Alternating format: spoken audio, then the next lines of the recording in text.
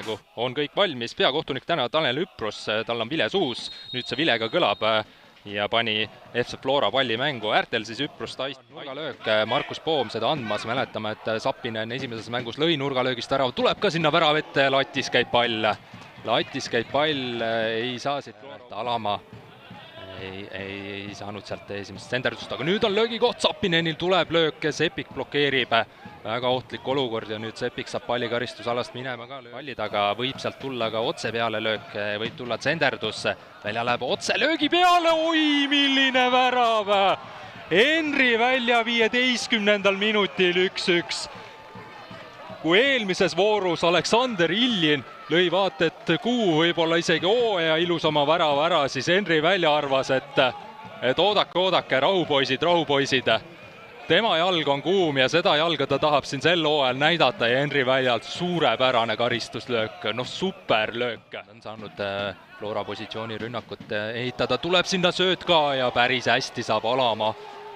Mis seal oli 6-7 meetrit ja oi, kui osavalt mängib ennast obstikust mööda. Limberg läheb pall karistusalasse, seal on see lahtine, endiselt lahtine. Mattias Villotal löögi kohta, aga ei lähe löögil, nüüd läheb kaugelt ja Grünwald selle püüdis. Kõrge kaarega värava ette, sealt tuleb ka jätk ja lõpuks Poom klaarib tagumise posti juurest palli minema. Luka, päris palju ruumi, läheb sööt ka sinna Kaarese suunas, nüüd on Zappinenil löögi koht ja Nõmm tõrjub ja värav ei tule. Aga ei midagi, hoopis Vaprus on nüüd kontrasse tulemas, Virgo Vallik palliga. Vallik läheb löögile ka ja terava nurga alt sealt läheb ikkagi Toostik. Kuraksinit senderdus Alliku suunas, Allikult peaga jätka, nüüd on pall lahtine seal, Kalimullin lööb, aga ei lähe see pall väravasse. Esireas saavad seda nurgalööki nüüd vaadata. Nurgalöök tuleb värava ette, Nõmm seal veidi puterdab, aga lõpuks saab palli oma opasse. Poom, nurgalöök. Kõik on need sinna ette posti, ei ole sealt nüüd väga ohtlikud olnud. Ussarilt löök ja selle võtab Nõmm ära. Ja Vaprus ootab lõpuvilet. Mehed on püsti, valmis rõõmustama. Ja nüüd on kõik. Pärnu Vaprus saab Henri Välja suurepärasest karistuslöögist 1-0 FC Florast jagu. Suur üllatus, teist korda. FC Flora peatreener Konstantin Vassiljev, täna 0-1 kaotus Pärnu Vapruse vastu. Miks ei õnnestunud täna punkte võtta? Selles suhtes värav lastud standardolukorrast kindlasti, seal oli ebavajalik viga kasti ees ja hästi lahendatud. Kas Henri Välja nii tahtis, see on oma ette küsimus, ei ole vahet. Aga ma arvan, et kindlasti teisel poolel me saime seda mängu kontrolli alla ja lihtsalt jäi puudu see viimane löök ja muidugi Pärnu kaitse väga südikalt ja lõppkokkuvõttes võitis.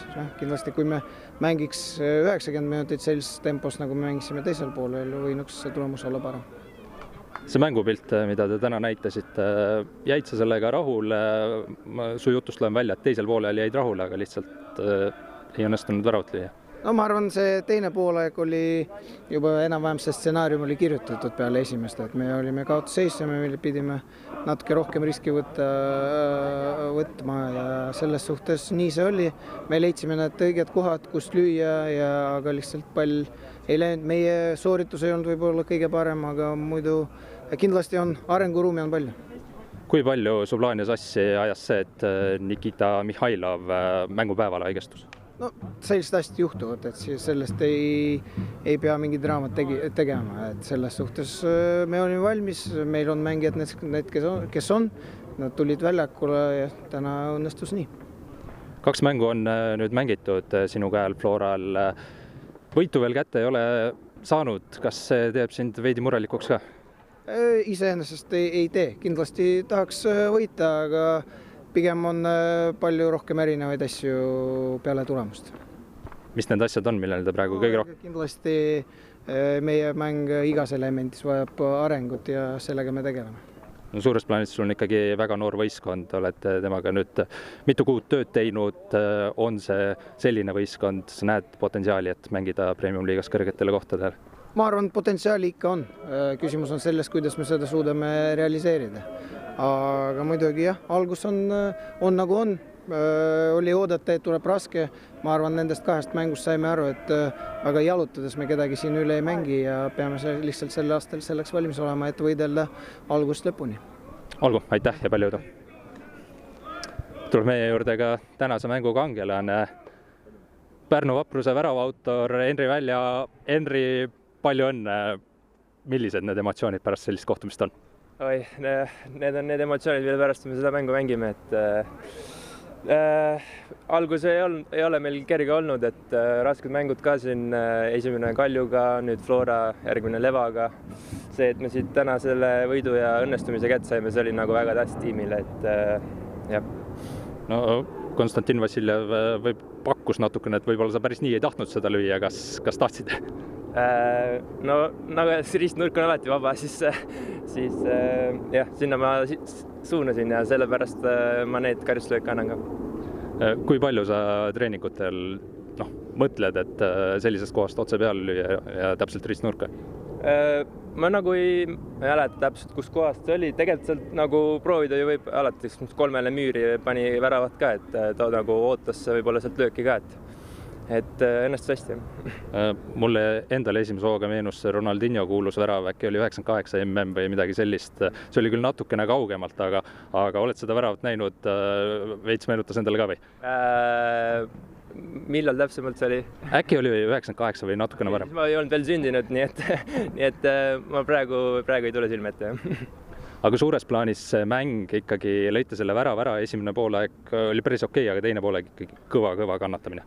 No kannatamine jaa, et oli võimalus veel seal lüüa 2-0 ka, et kontrast, et eks sa ole natuke loogiline ka, et Flora ikkagi on palliga hea ja me langesime veits allapoole, et see on nagu loogiline mängukäik, et aga poiste ees nagu müts maha, et kõik andsid endast kõik, mis saada oli, et respekt.